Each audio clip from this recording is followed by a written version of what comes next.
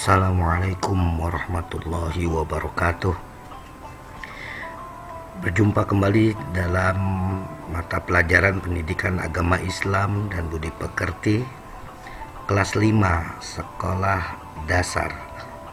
Anak-anakku yang dicintai oleh Allah Subhanahu wa taala, sebelum kita memulai pelajaran kita pada pertemuan kali ini, marilah kita berdoa terlebih dahulu dengan membaca Bismillahirrahmanirrahim. Rabbi zidni ilma warzuqni fahma. Amin. Baik, anak-anakku sekalian yang dicintai oleh Allah Subhanahu wa taala, materi kita pada kali ini yaitu tentang cita-citaku menjadi anak yang soleh. Pada pembahasan kali ini kita akan membahas hanya dua subtema, yaitu jujur dan saling menghargai. Untuk hormat dan patuh terhadap orang tua dan guru, nanti kita akan bahas di pertemuan yang akan datang. Untuk selanjutnya, anak-anakku yang dimuliakan oleh Allah Subhanahu wa taala, pada materi kali ini kita mulai dengan mengamati gambar terlebih dahulu. Lihat, ini gambar anak-anak sedang berada di dalam ruangan kelas mengikuti ujian. Terlihat ada seorang guru yang sedang mengawasi ujian. Kaitannya dengan apa? Nanti kita akan bahas berikutnya. Ada anak yang sedang mencium tangan ibunya, pamit untuk beranjak ke sekolah. Gambar ketiga adalah gambar anak-anak yang sedang berdiskusi seperti kalian di dalam kelas mendiskusikan pelajaran. Berikutnya, anak-anakku yang dicintai oleh Allah Subhanahu wa taala, kita pada pertemuan kali ini akan membahas tentang sikap jujur. Apa itu jujur? Jujur adalah suatu sikap yang lurus hati, berangkat dari hati, menyatakan yang sebenar-benarnya, tidak berbohong atau berkata hal-hal yang menyalahi apa yang terjadi atau tidak sesuai dengan faktanya. Jujur juga bermakna kesesuaian antara niat dengan ucapan dan perbuatan seseorang.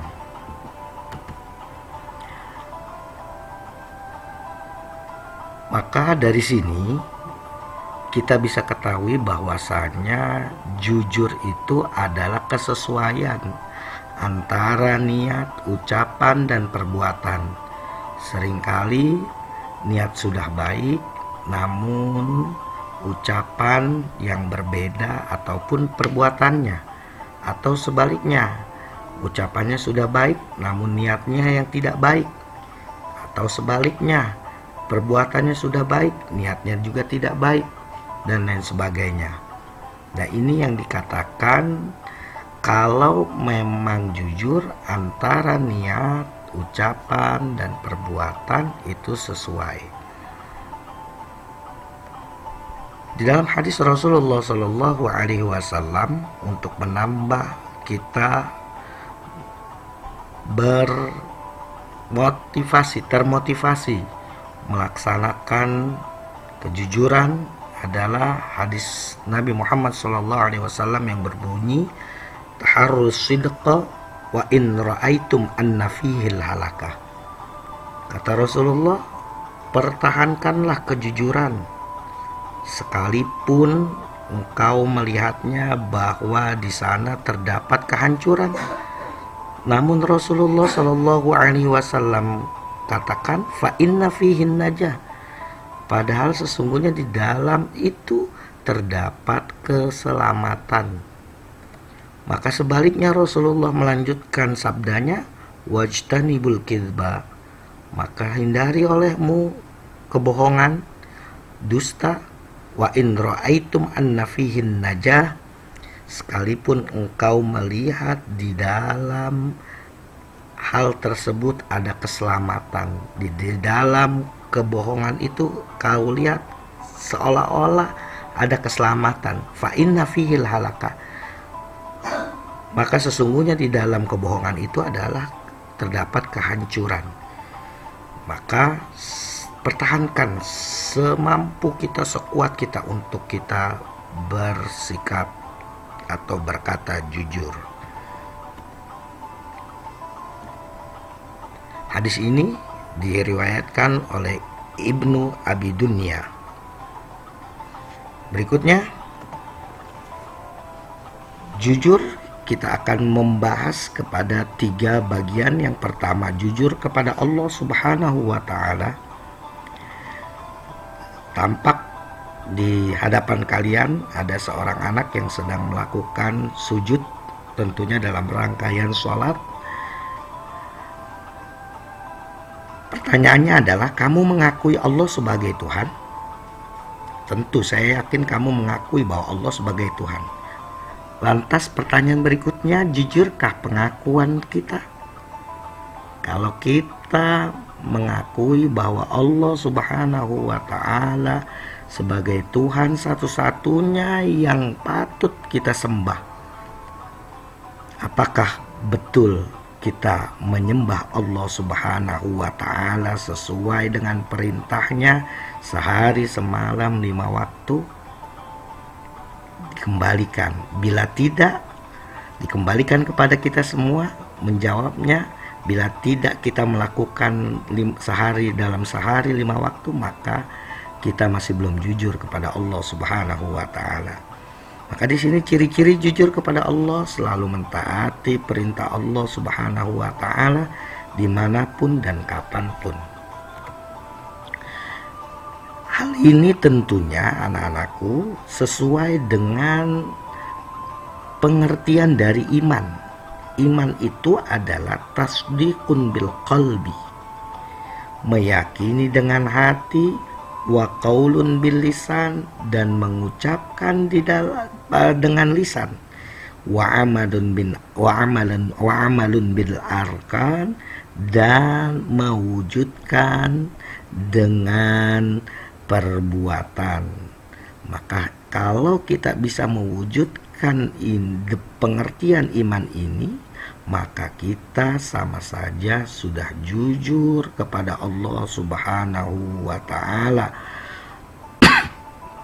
Meyakini Allah sebagai Tuhan, kita yakini itu di dalam hati, mengucapkan dengan kalimat syahadat, asyhadu an la ilaha illallah, wa amalun bil arkan, dan mewujudkan dengan perbuatan, bukan hanya di dalam hati meyakini, bukan hanya sebatas di dalam lisan kita mengucapkannya, namun kita wujudkan dengan perbuatan kita, yaitu sholat 5 waktu. Berikutnya anak-anakku yang dicintai oleh Allah Subhanahu wa Ta'ala adalah jujur kepada diri sendiri. Tadi di depan kalian sudah saksikan ada gambar anak-anak yang sedang mengikuti ujian, sedang diawasi oleh gurunya. Pertanyaannya sekarang, jika dalam masa pandemi ini kalian mengerjakan tugas di rumah, penilaian harian di rumah, kemudian yang saya tanyakan adalah, apakah kamu kerjakan sendiri atau meminta bantuan orang tua? Saat kalian mengerjakan tugas atau penilaian harian dengan sekemampuan diri kalian tanpa meminta bantuan orang tua, atau membuka buku saat penilaian harian, saya guru kalian tidak mengetahui, namun kalian sudah berusaha tidak jujur kepada diri kalian. Karena penilaian harian atau tugas yang diberikan oleh guru kalian adalah semata-mata ditujukan agar mengetahui sebatas mana kemampuan kalian. Maka bila kalian tidak jujur mengerjakan sendiri, ini mengakibatkan kalian sendiri yang rugi. Hadis Rasulullah Shallallahu Alaihi Wasallam yang berbunyi alaikum bisidqi, hendaklah kamu selalu jujur, fa inna sidqa yahdi ilal birri, karena kejujuran itu akan menunjukkan atau membawa kepada kebaikan. Fa innal birra, dan sesungguhnya kebaikan itu yahdi ilal jannah, akan membawa kepada surga. Dengan kata lain berarti orang yang jujur akan menggiring Allah Subhanahu wa ta'ala kepada surganya. Kalian tentu mau masuk surga, kita semua menginginkan dimasukkan oleh Allah Subhanahu wa ta'ala ke dalam surganya. Maka sekuat tenaga untuk selalu jujur, terlebih kepada Allah Subhanahu wa ta'ala, dan kedua kepada diri sendiri. Hadis ini diriwayatkan oleh Imam Bukhari dan Muslim. Berikutnya anak-anakku sekalian, yang ketiga adalah jujur kepada orang lain. Yang dimaksud orang lain di sini adalah selain diri kita, entah itu orang tua, teman, atau siapapun itu. Intinya selain diri kita. Perhatikan gambar anak-anakku sekalian. Seorang anak diperintahkan oleh ibunya untuk berbelanja dan ada kembalian, dikembalikan oleh ibunya. Pertanyaannya, ayo, kamu pasti pernah diperintah orang tua kamu untuk membeli sesuatu, bukan? Pernahkah kamu kembalikan sisa dari pembelian sesuatu itu? Bila ada sisanya tentunya. Bila pernah kamu kembalikan sisa pembelian sesuatu itu, maka kamu sudah bersikap jujur terhadap orang lain. Hadis Rasulullah Shallallahu Alaihi Wasallam yang berbunyi dak ma yaribuka, tinggalkanlah yang meragukanmu, ila ma la yaribuka, kepada yang tidak meragukanmu. Maksudnya apa? Lihat hadis bunyi yang berikutnya, fa inna sidqa tuma'ninah, sesungguhnya kejujuran itu akan membawa ketenangan. Wal kidba raibah, nah kedustaan itu atau kebohongan itu akan membawa kebimbangan, keraguan, akan membuat orang tidak tenang, kalau bahasa kalian galau. Kenapa demikian? Karena orang yang berbohong akan selalu berusaha untuk menutupi kebohongannya. Kalian pernah berbohong satu kali, akan berbohong yang berikutnya yang kedua kali, karena kebohongan yang kedua kali untuk menutupi kebohongan yang pertama. Ketika kalian berbohong yang kedua, maka kalian akan berbohong yang ketiga dan seterusnya, semata-mata untuk menutupi kebohongan sebelumnya. Oleh karenanya, kebohongan itu tidak akan membuat nyaman. Hati kamu akan merasa gundah gulana atau galau, kalau bahasa kalian. Maka jujurlah kalian kepada siapapun, kepada Allah Subhanahu wa ta'ala, kepada diri kalian, dan yang terakhir kepada orang lain. Berikutnya, anak-anakku yang dicintai oleh Allah Subhanahu wa ta'ala, sikap saling menghargai. Ini adalah cerminan dari anak yang soleh. Saat ini anak-anakku sekalian, kerap kali kita temui di berita-berita tentang orang-orang, sebagian di antara kita yang memiliki sikap tidak menghargai. Sekarang untuk bisa memahami saling menghargai, kita lihat pengertian dari saling menghargai itu. Apa itu anak-anak? Sikap menghargai itu adalah sikap timbal balik satu dengan yang lainnya untuk menjaga sikap dan perkataan kepada orang lain yang berbeda. Saat kalian berbeda dengan orang lain, maka perkataan dan juga sikap kalian tidak boleh menunjukkan ketidaknyamanan seseorang terhadap diri kalian, entah itu dengan perkataan atau perbuatan kalian, sehingga orang tersebut tidak merasakan kenyamanan. Maka sikap saling menghargai ini dibutuhkan untuk bisa diterapkan dalam kehidupan kita sehari-hari. Saling menghargai ini biasa dikenal dengan toleransi. Di awal tadi saya katakan bahwa saat ini banyak sekali fenomena atau kejadian-kejadian yang disebut dengan intoleran atau tidak memiliki toleransi atau tidak saling menghargai satu dengan yang lainnya. Berbeda pilihan dalam penentuan ketua kelas misalkan, saling ejek mengejek satu sama lain, tidak menghargai pendapatnya, ini yang tidak diperbolehkan. Atau nanti kita akan contohkan di berikutnya, namun kita saksikan dulu di sini di layar kalian ayat atau firman Allah Subhanahu wa taala yang berbunyi, wa in kadzabuka faqul li amali wa lakum amalukum.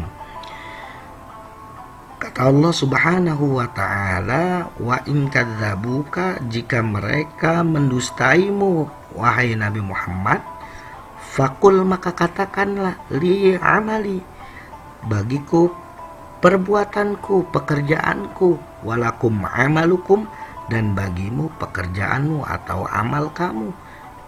Ini ayat menjelaskan di dalam surat Yunus ayat 41 bahwasanya Allah memberikan pendidikan kepada kita untuk menghargai sesama manusia, tidak lantas berbeda pandangan atau berbeda pendapat kemudian merubah sikap dan perilaku kita. Berikutnya anak-anakku sekalian, menghargai di sini ada 3 nanti. Yang pertama adalah menghargai pendirian orang lain. Perlu kalian ketahui di dalam agama Islam terdapat perbedaan cara beribadah. Ini tentunya didasari oleh berbagai macam mazhab dalam beribadah. Ada yang membaca doa kunut di saat sholat subuh, ada pula yang tidak membacanya. Maka kewajiban kita menghargai pendirian orang yang berbeda dengan kita. Silakan yang mau kunut di sholat subuh silahkan, yang tidak memakai doa kunut di sholat subuh silahkan, tidak perlu merendahkan satu dengan yang lainnya.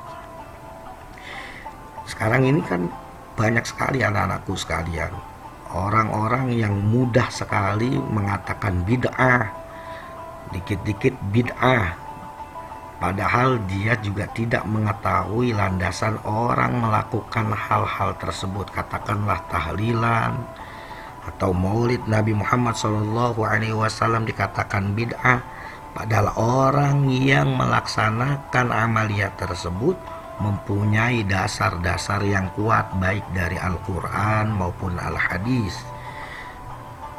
Maka untuk kalian, karena kalian adalah sudah mempelajari tentang sikap saling menghargai ini, tidak perlu melakukan itu. Bahkan yang lebih parah lagi, mengkafirkan seorang muslim dikatakan kafir. Ini yang disebut golongan takfiri, orang yang mudah mengkafirkan orang lain. Ini tidak boleh kita lakukan karena ini akan menyinggung perasaan orang lain sehingga retak hubungan sosial di antara kita. Berikutnya anak-anakku yang dicintai oleh Allah Subhanahu wa taala, menghargai yang kedua adalah menghargai keyakinan orang lain. Di Indonesia ada berbagai macam agama. Ada agama Islam, Kristen, Katolik, Hindu, Buddha, dan lain sebagainya. Satu sama lain harus saling menghargai. Dan ini diajarkan oleh Allah Subhanahu wa taala dalam firman-Nya yang berbunyi di dalam surat Al-Kafirun, lakum dinukum waliyadin. Untukmu agamamu dan untukku agamaku. Tentunya dalam koridor atau dalam bingkai kita sesama manusia, hubungan antar sesama manusia atau muamalah dibenarkan.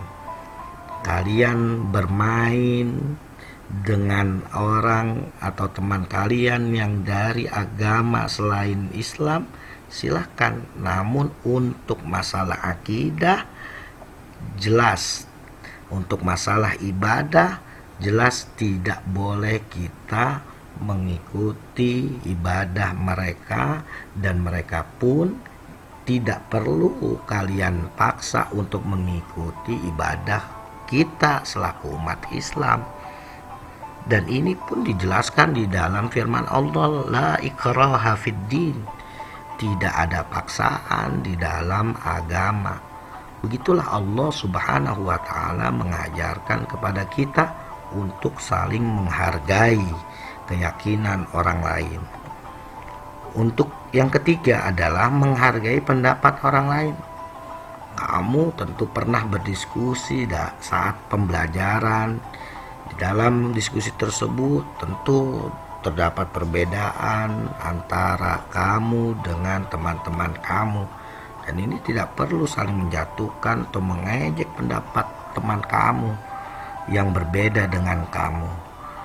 Artinya kalau tiga menghargai ini kita bisa terapkan dalam kehidupan kita sehari-hari, insya Allah kita hidup bisa berdampingan dan berdamai dengan sesama. Baik anak-anakku yang dicintai oleh Allah Subhanahu wa taala, demikian perjumpaan kita dan saya ucapkan terima kasih atas kebersamaan ini, dan saya akhiri dengan ucapan wallahu muwaffiq ila aqwamit thoriq. Assalamualaikum warahmatullahi wabarakatuh.